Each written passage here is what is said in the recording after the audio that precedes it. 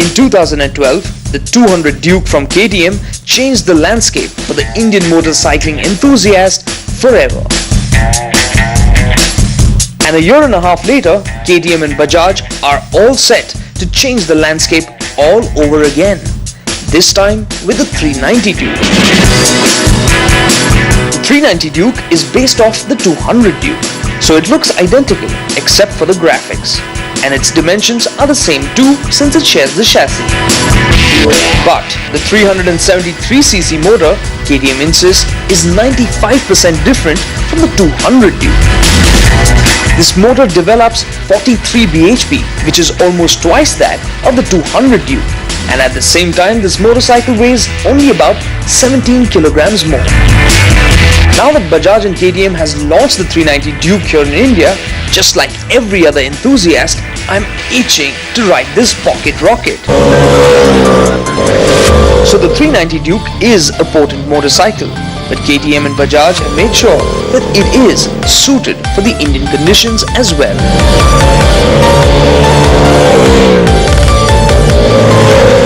So everybody I met up till now wants to buy the 390, at least ride the 390, but very few people in the country have actually ridden the 390 yet, and one of them is Vishad Cooper, editor two-wheelers at Autocar India. It's really fast, the gearing, because now you've got more power, you've got taller gearing, so you can use that much more power. Top end, bike is easily capable of 150 kilometers an hour. You can cruise at 120 all day long. Okay, so that brings me to the next point. It is still a very powerful motorcycle. And how will that translate to Indian roads and Indian traffic conditions? Well, it's not just raw power, it's also very rideable, very useful power. You can easily put the power down on the road. It's very flexible even in traffic, no issues. We know the chassis is the same, but there's a lot more performance. How will the tires and brakes cope with all that extra punch and speed? Brakes slightly larger now, and you've got ABS. Tires far superior, you've got Metzeler instead of MRF. Grip levels are much better, and the bikes, it's very light to handle, perfect for Indian roads. Very high grip, so again good cornering capability. When we're looking at specs, we're finding that this bike is a lot more powerful, but it has the same size brakes, it has the same spec tires, pretty much the same for a bike that's a lot more powerful. How will that cope with this extra power? Well, in terms of specs, on the 200 itself, Bajaj and KTM went flat out. They left no stone uncovered to give you everything. They've gone a step better with Metzeler tires on this, which are superior to what was there on the 200. ABS on the brakes now. The 390 Duke is an incredible motorcycle.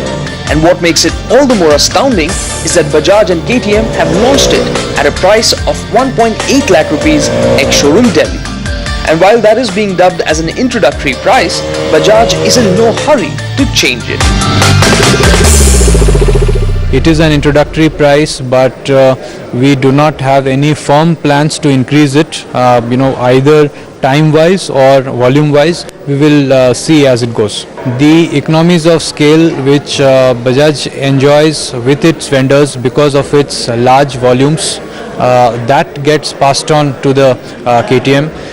So along the Pulsar and the KTM is from the same platform, and the Pulsar's volumes are far larger than that of KTM, and that's where there is some advantage in terms of the costing.